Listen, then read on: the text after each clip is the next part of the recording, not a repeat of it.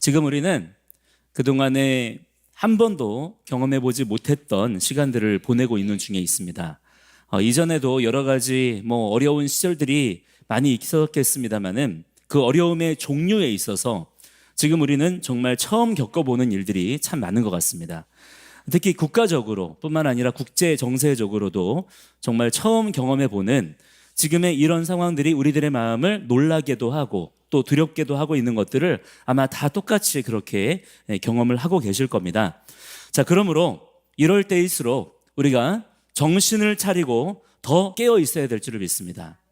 담대한 말들로 서로를 위로하시고 격려하시면서 더욱 힘을 내시기를 바랍니다.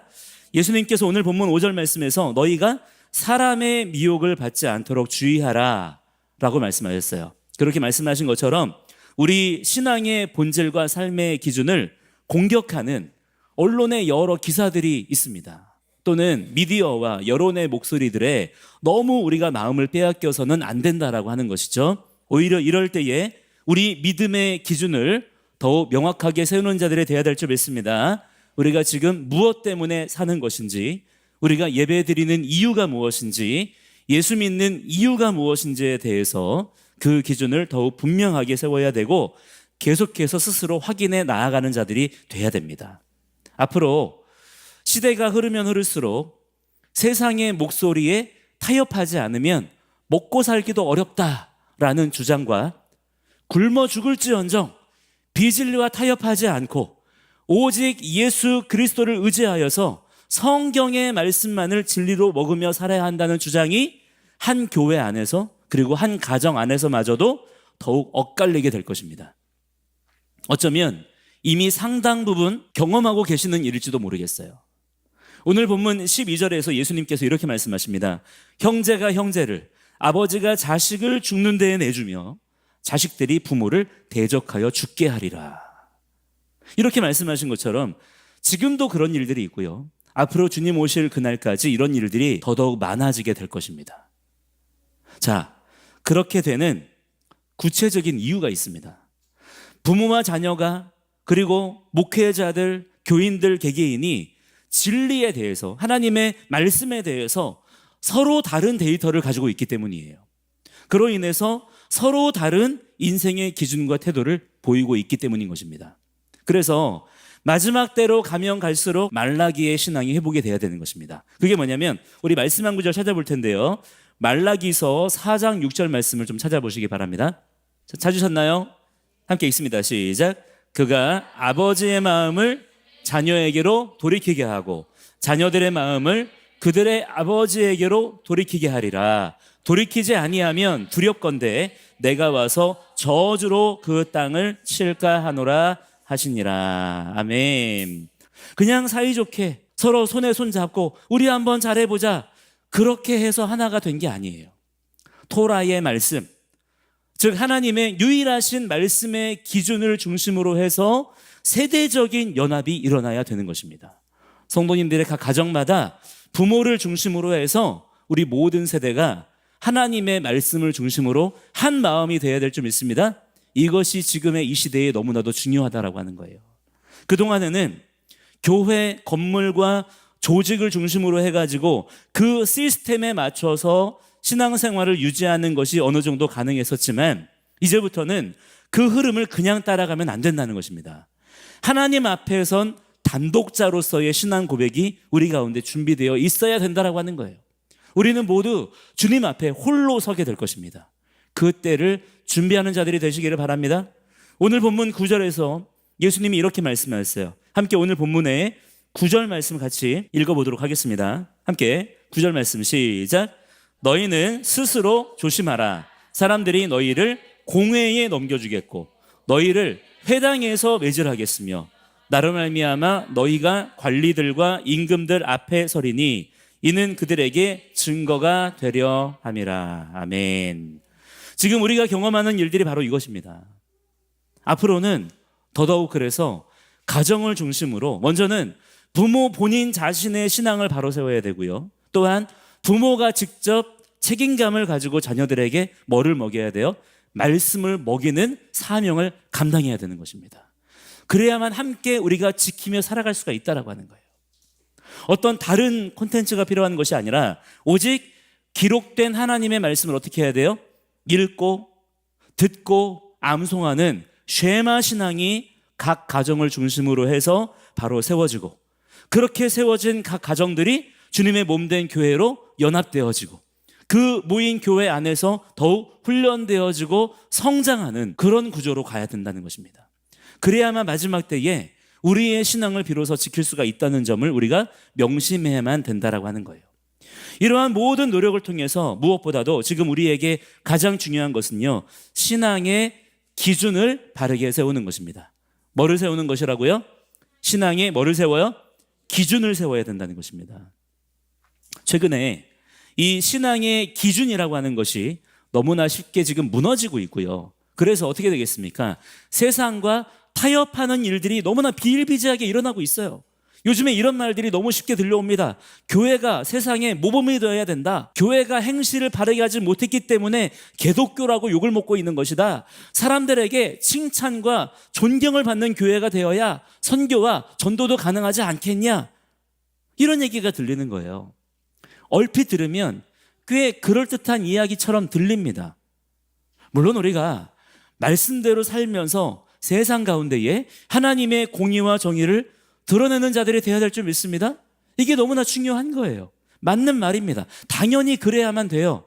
그러나 문제는 그 공의와 정의, 선을 행하는 것, 그러한 것들에 대한 기준을 대체 어디에 두고서 하는 말이냐 이거예요. 항상 우리는 이것부터 똑바로 세워놓고 나머지의 이야기를 해야 된다라고 하는 것입니다. 그런데 이 전제와 개념 정의에 있어서 지금 한국교회가 너무나 놓치고 있는 것들이 많이 있고 망상과 착각에 빠져 있는 것들이 많이 있더라고 하는 거예요. 그게 가장 근본적이고 심각한 문제가 된다라고 하는 것입니다.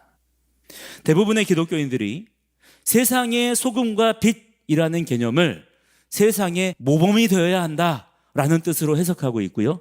세상의 모범이라는 의미를 세상에서 인정받고 칭찬받고 좋은 소리 듣는 것으로 이해하는 경우가 많아요. 그러니까 거기에다가 모든 교회의 사역 방향과 내용이 맞춰지는 거예요. 그런 식으로 타협과 변질과 왜곡이 일어나는 것입니다. 그러나 오늘 본문 6절로 8절의 말씀에서 예수님께서 뭐라고 경고하셨습니까? 많은 사람이 내 이름으로 와서 이르되 내가 그라하여 많은 사람을 어떻게 해요? 미혹할 거라 그랬어요. 그러나 이런 일이 있어야 하되 아직 끝은 아니니라 라고 하신 것처럼 교회가 세상이 원하는 것만 하면서 세상으로부터 칭찬만 들으면서 그렇게 주의 몸된 교회로 이 땅 가운데 존재할 수가 있겠습니까? 세상이 우리를 인정해주면 제대로 잘하는 것이고 세상이 우리를 막 욕하거나 우리가 비판을 받으면 잘못하는 것입니까? 하나님께서 우리에게 소금과 빛의 삶을 살라고 하신 이유가 단지 세상 사람들에게 욕먹지 말고 윤리적인 도덕적인 모범이 되라고 하신 걸까요? 그게 아니다라고 하는 것이죠.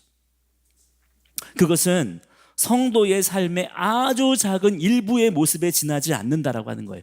핵심은 그게 아니라는 것입니다. 왜냐하면 세상 사람들이 우리에게 기대한다는 윤리, 도덕적인 선한 모습은요, 예수님과 상관없이도 얼마든지 흉내낼 수 있는 것들이기 때문이에요.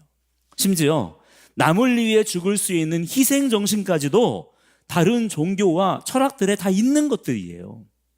따라서 그런 것들 가지고 우리가 선과 정의의 기준을 세우면 안 되는 것입니다. 그러므로 그 어느 때보다도 미혹의 영이 지금 강하게 기승을 부리고 있는 지금의 이때에 똑같이 겉으로는 오직 예수를 외치고 있다 하더라도 그 기준을 잘못 세우면 전혀 사실은 엉뚱한 얘기를 할 수가 있게 된다라고 하는 거예요. 하나님께서는 우리에게 세상의 칭찬을 받으라고 하신 것이 아니라 세상과 구별되라고 하셨습니다. 세상과 달라야 된다는 거예요. 예수님이 죽으신 이유, 예수님의 제자들과 초대교회 성도들을 비롯해서 교회사 속에서 수많은 그리스도인들이 순교하게 되었던 이유가 무엇이었습니까? 그들이 세상에게 칭찬받을 만한 모습으로만 살았다면 순교당할 이유가 뭐가 있었겠어요? 하나도 없었을 것입니다.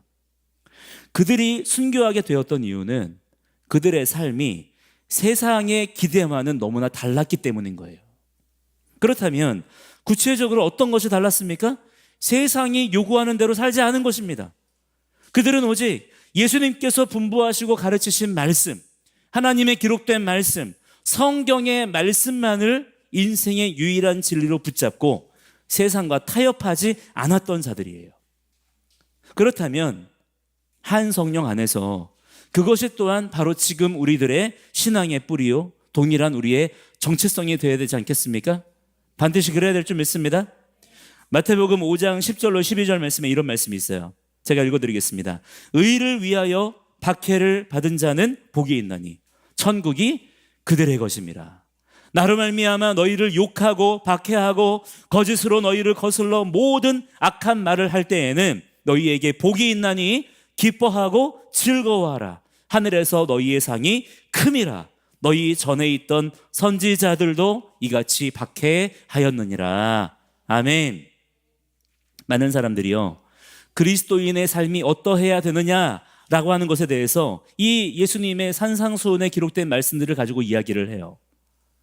산상수훈의 말씀들을 가지고서 윤리 도덕에 대한 것으로 해석합니다. 그러면서 사람들에게 청렴결백하게 보이고 고결하게 보이고 착한 사람으로 보이고 젠틀하게 보이는 삶이 마치 우리가 살아가야 되는 거룩의 핵심이고 결론인 것처럼 그렇게 말하는 것들을 우리가 보게 되는 거예요. 하지만 그런 식의 말들에 대해서 우리는 오히려 경계해야 되는 것입니다.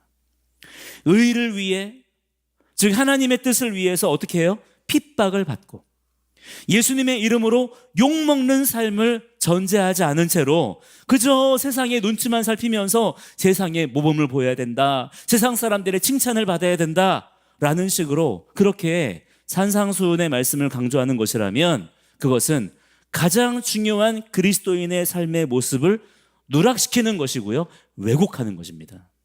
아무리 성경을 읽으면 뭐 하겠냐 이 말이에요. 아무리 성경의 인물들을 예로 든다 그래도 결국에 하는 이야기는 다른 이방 종교들이나 세상 철학 사상과 별반 다를 바 없는 얘기가 돼버린다 이 말이에요. 참된 초대교회의 제자들과 그리스도인들은 산상수훈의 예수님의 가르침을 윤리 도덕으로 이해하지 않았어요. 오직 창조주 하나님만을 경외하면서 그분 앞에 실제적으로 두려워하고 떨었습니다. 우리의 신앙이 바로 이래야 될 줄을 믿습니다. 하나님 앞에 두려워할 줄 알아야 되고요, 떨 줄 알아야 된다 이 말이에요. 이게 우리가 가져야 되는 신앙이에요. 윤리 도덕이 아니라. 때를 얻든지 못 얻든지 어떤 상황에서든지 위축되지 않고 유일한 십자가의 복음을 외치는 전도자의 삶을 그들의 일상의 삶 속에서 담담하게 또한 담대하게 그들은 살아냈던 것입니다. 그리고 성령님을 쫓아서 성경에서 말씀하는 죄를 뭐라고 해요? 죄라고 말하는 거예요. 그게 용기입니다.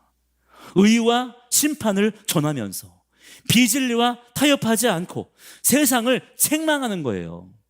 그랬기 때문에 그들이 순교까지도 당했던 것입니다. 이 신앙을 우리도 본받는 자들이 돼야 될 줄 믿습니다. 자, 이 점에 대해서 예수님도 오늘 우리가 읽은 본문에서 분명히 말씀하셨어요. 오늘 읽은 본문의 마지막 절 13절 말씀을 함께 읽겠습니다. 마가복음 13장 13절 함께 읽습니다. 시작.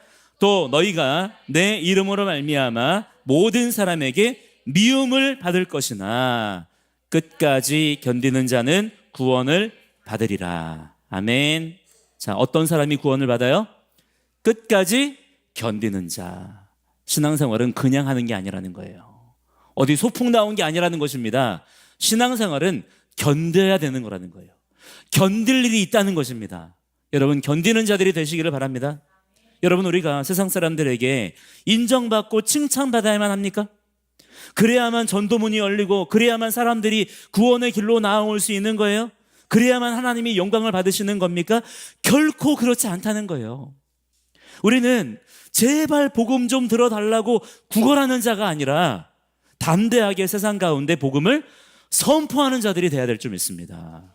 그래서 권세와 능력을 우리에게 주시는 거예요. 복음을 듣지 않는 자들을 우리는 책망할 줄 알아야 되는 것입니다. 그러한 자신감, 영적인 담대함이 우리 믿는 성도들 가운데 있어야 될 줄 믿습니다. 오늘 보면 10절에서 복음이 먼저 만국에 전파되어야 할 것이니라 말씀하셨어요. 중요한 것은요, 세상이 우리를 인정해 주냐 칭찬해 주냐 이런 것들이 아닌 것입니다. 오직 우리들은 하나님의 뜻에 소망을 두며 하나님의 칭찬과 격려를 받는 자들이 되어야 될 줄 믿습니다. 우리는 살아계신 하나님을 믿는 자들이기 때문이에요. 윤리, 도덕적인 그런 착한 행동들이 필요 없다거나 의미 없다는 게 아닌 것입니다. 오히려 우리는 성령의 지혜와 능력으로서 세상 사람들보다 더 윤리적이고 더 도덕적인 삶을 사는 자들이 돼야 될 줄 믿습니다. 우리가 하나님 말씀에 순종하며 살면 자연스럽게 그렇게 되는 거예요. 그런 것들은 오직 하나님만이 왕이시다, 예수님만이 우리의 구원자이시다 라고 하는 신앙 고백 안에서 그냥 자연스럽게 맺어지는 열매인 것입니다. 그것 자체가 우리의 삶의 목표이거나 결론인 것은 아니라 이 말이에요. 오히려 오직 하나님만이 우리의 왕이시다, 예수님만이 그리스도이시다, 예수님만이 역사의 주관자이시다 라고 우리가 세상 가운데 선언한다면 세상으로부터 칭찬받기보다는 어떤 일을 당하겠습니까? 오늘 말씀에서처럼 무시를 당하고 핍박을 당하고 미움을 사는 일들이 훨씬 더 자주 많이 일어나게 된다라고 하는 거예요. 그렇게 세상으로부터 미련하다는 욕을 먹고 핍박을 받으면서 그리스도의 남은 고난을 우리 육체에 채워갈 수 있는 자들이 되어야 될 줄 믿습니다. 그것은 진실한 믿음을 가진 그리스도인들이라면 누구나 마땅히 감당해야 되는 가장 기본적인 사명과도 같은 거예요. 이 삶에서 도망가지 말라니 말입니다. 지금의 이 시대도 초대교회 시대와 마찬가지로 말씀대로 순종하며 살려고 하는 크리스천들이라면 무엇을 경험합니까? 칭찬보다는 핍박을 받을 수밖에 없는 상황으로 흘러가는 예들을 너무나 쉽게 우리가 찾아볼 수 있는 거예요. 지금이 꼭 그렇지 않습니까? 전혀 공정하지 못한 이유로 애국 교회와 목회자들 성도들이 극우라는 이름으로 또는 내란 선동 내지는 내란 수계라는 이름으로요, 단지 욕을 먹는 정도가 아니에요. 조금 싫은 소리 듣는 정도가 아닌 것입니다. 지금은 실제적인 위협을 받고 있어요. 더 기가 막힌 것은 같은 예수 믿는다는 사람들인데도 이러한 세상의 시각에 편승하여서 교회들을 위축시키고 교회들을 공격하고 마치 자기들은 건전하고 인격적인 신앙을 가진 것처럼 그렇게 생각하고, 반대로 여기 지금 우리처럼 하나님의 직접적인 통치를 갈망하고 신앙의 자유를 갈망하고 사모하는 그런 사람들은 마치 무슨 수준 낮은 저급한 광신도들인 것처럼 그렇게 스스로를 속이고 위장하는 자들이 있다는 사실입니다. 이것이 어쩌면 세상의 비판보다 더 무서운 것이라고 생각이 드는 거예요. 이런 현상들을 바라보시면서 우리는 한 가지의 사실을 더욱 깊이 깨달아야 됩니다. 우리 주님께서 다시 오실 때가 곧 다가오고 있는 줄을 믿으시기 바랍니다. 이것을 우리는 더욱 기억하는 자들이 돼야 됩니다. 지금 우리가 경험하고 있는 이 모든 일들은요, 어떤 식으로든 주님의 다시 오심과 연결되어 있다는 것을 깨달아야 된다라고 하는 거예요. 그러므로 우리는 속지 않도록 분명한 기준을 가지고 분별할 줄 알아야 된다라고 하는 것이죠. 자, 초대교회 당시의 로마는요, 태양신 숭배 사상과 혼합시키는 차원에서 기독교를 국교로 공인했어요. 그렇게 하면서 당시의 크리스천들에게 듣기 좋은 제안을 했습니다. 핍박받으면서 그렇게 죽어가지 말고 국가가 원하는 몇 가지 부분, 진리를 전면 부인하라는 말도 아니고 그저 살짝만 우리가 서로 타협하고 조율하면, 그런 제안들 몇 가지만 너희들이 이행하면 로마 사회 안에서 너희들 떳떳하고 편안하고 칭찬받는 그런 크리스천으로 살아갈 수 있게 해주겠다, 이런 제안을 받았던 거예요.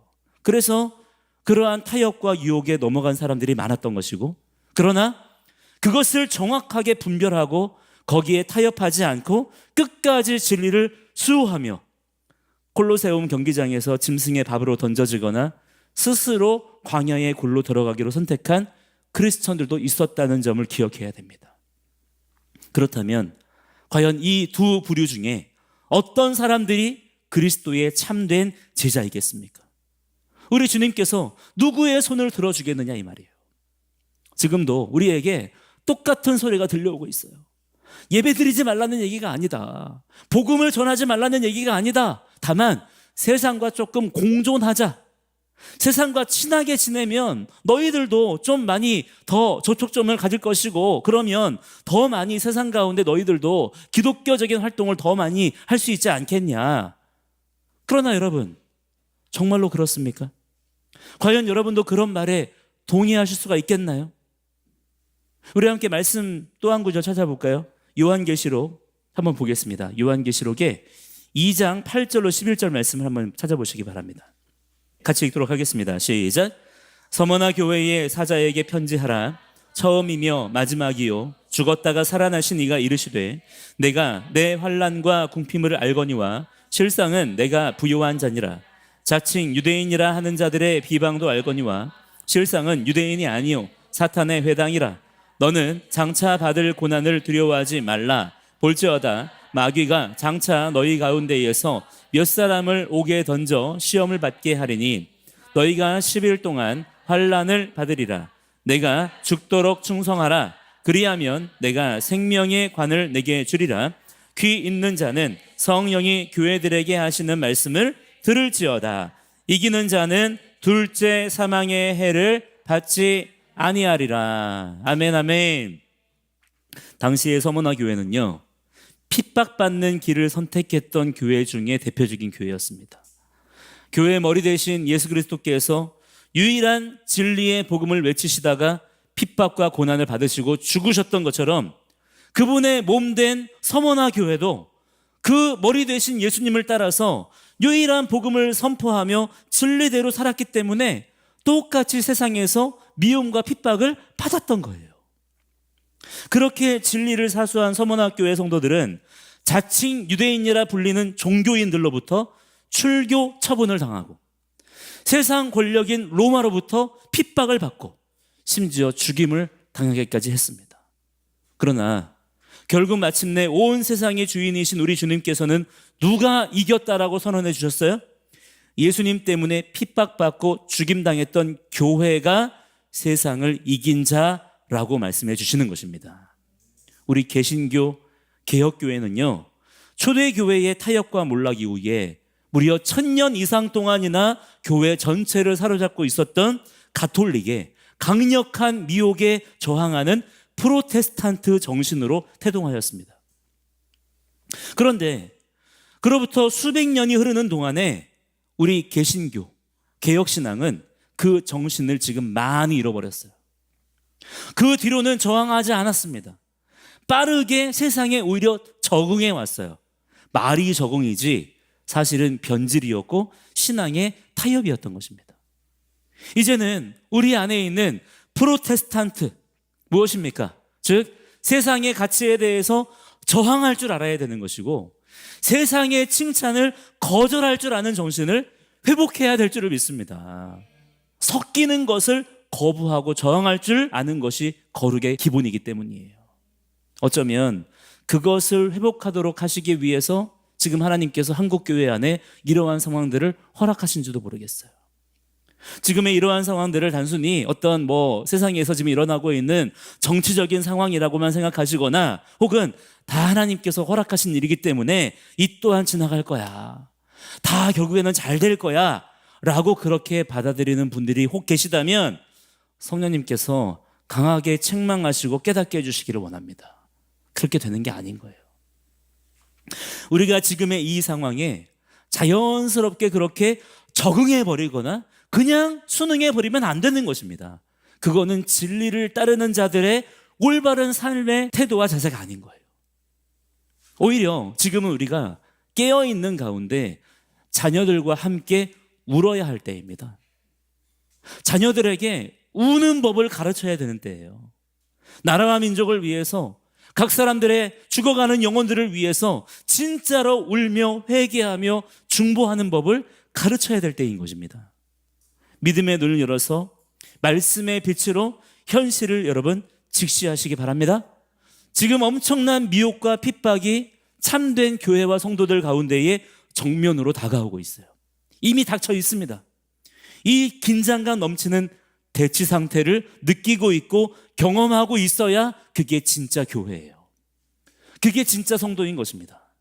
그러나 그렇지 않고 지금 만약에 그냥 마냥 평안하다면, 아니면 별다른 변화를 감지하지 못하고 있다라고 한다면 그거는 무슨 뜻이겠습니까? 병들었다는 거예요. 영적 문둥병에 걸려 있는 것입니다. 따라서 지금 이 세상이 우리를 욕하고 비난하고 있다라고 한다면 사실 그것은 너무나 당연한 것이고요. 오히려 한편으로는 감사해야 될 일인 것입니다. 그만큼 옳은 편에 서 있다는 반증이기 때문이에요. 오늘 본문에서, 그리고 마태복음 24장에서도 말세가 되면 그런 일이 있을 것이다 라고 우리에게 예수님께서 이미 경고해 주시고 가르쳐 주셨어요. 그러므로 지금부터라도 더 깨어 일어나셔서 여러분 준비하시고 무장하시기 바랍니다. 그러나 지금 우리가 경계해야 되는 가장 심각한 부분은 교회와 성도 스스로가 지금의 이러한 상황들에 무감각하게 되는 거예요. 아무 저항도 하지 않고 그냥 순응해버리고 적응해버리고 포기해버리는 것입니다. 이것을 여러분 경계하는 자가 되시기를 바랍니다. 혹시 지금 우리의 모습이 복음의 담대함은 다 잊어버린 채 세상의 목소리와 기세에 압도되어서 행여나 세상 사람들의 심기를 거스를까봐 혹은 어떤 표적이 될까봐 전전긍긍하며 어떻게 하면 욕 덜 먹을까, 어떻게 하면 사람들에게 비판받지 않을까, 이런 식으로 숨어버리거나 피해갈 생각만 하고 있지는 않은지 우리의 신앙을 점검해 봐야 된다라고 하는 것입니다. 교회의 어원은 히브리어로 카할이고요. 이 카할을 번역한 헬라어가 신약 성경의 에클레시아로 기록이 되었습니다. 이 두 단어 모두 모이는 것에 초점을 두고 있어요. 그 날이 가까울수록 모이기를 힘쓰라는 히브리서의 말씀 앞부분에는 모이기를 패하려고 하는 어떤 자들의 습관과 같이 하지 말라라고 말씀하고 있습니다. 그 일이 습관처럼 자연스럽게 일어나는 것을 경계하라는 거예요. 아마 세상이 지금 교회를 대놓고 막 칼과 창으로 죽이려고 하거나 강제로 막 교회를 부수려고 한다면 당연히 기독교인들은 거기에 저항하고 반발할 것입니다. 그러나 모두가 수긍할 만한 지극히 합리적인 이유들과 상황들로 교회를 그렇게 압박하고 세상의 잣대로 공의와 사랑과 이런 것들을 요구한다라고 한다면 거기에 고개를 끄덕이면서 그런 요구들을 그냥 받아주는 거예요. 마치 가랑비에 옷 젖듯이 자연스럽게 스며들어 가게 되는 것입니다.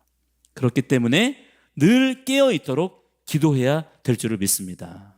우리는 이제 예수님의 가르침대로 비둘기처럼 순결할 뿐만 아니라 뱀처럼 지혜로운 자들이 되어야 됩니다.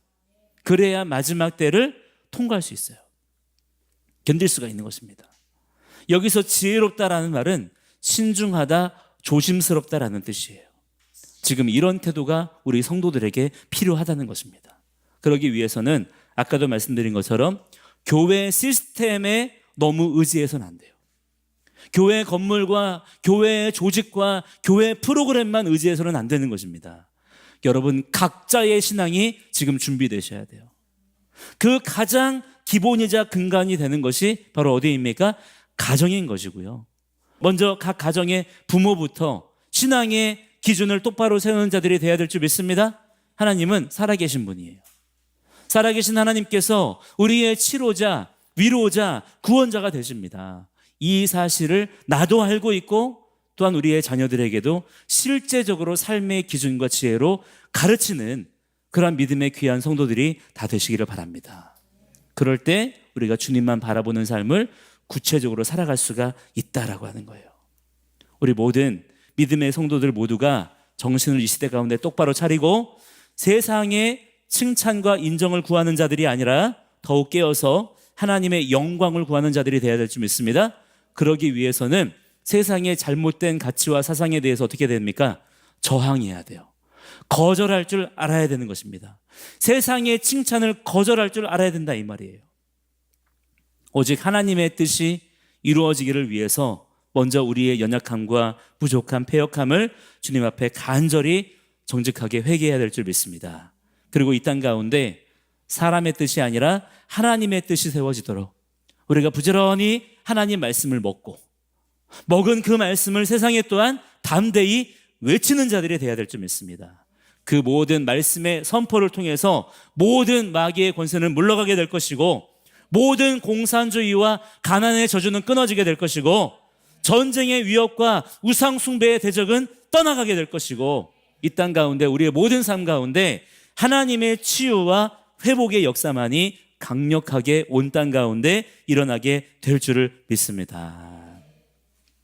자, 말씀 한 구절만 읽어드리고 설교를 마치겠습니다. 요한복음 16장 33절인데요. 제가 읽어드리겠습니다. 이것을 너희에게 이르는 것은 너희로 내 안에서 평안을 누리게 하려 함이라. 세상에서는 너희가 환난을 당하나 담대하라. 내가 세상을 이겼노라.